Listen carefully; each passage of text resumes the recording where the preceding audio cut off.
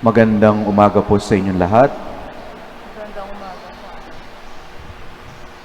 When I was praying long and hard, years ago, discerning for my vocation before I said yes to the priesthood, the first words of Jesus in the Gospel of St. John really helped me sort out my priorities.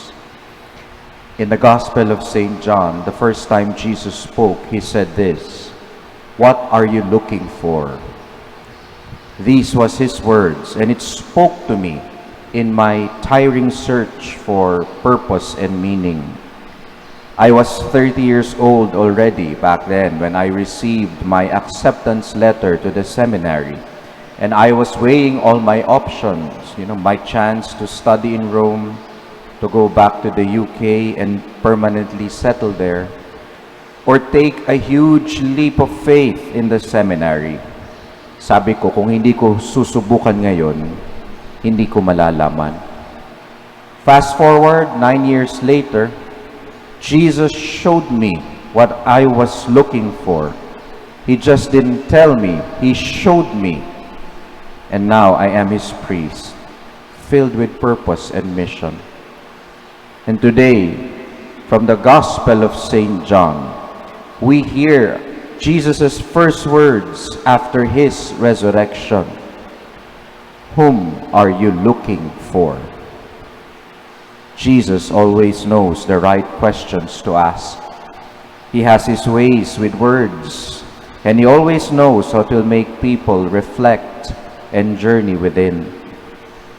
My dear brothers and sisters, we are creatures always searching for that something, that thing that we can put our finger on, which we call in our modern times as purpose or meaning, because we have been separated by sin and death from the source of our purpose and meaning. But Jesus showed us what we have been looking for all our lives, what we have been replacing with addictions, attachments, idols, or false gods. We have been searching for someone and not just something, for we are made not just as a thing, but as that someone made for a relationship.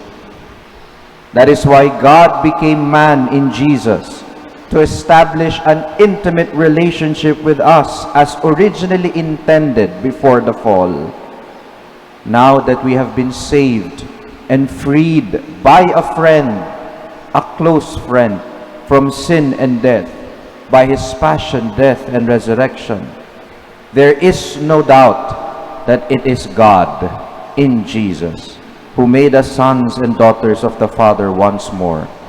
He is our purpose and meaning, our identity, and our mission.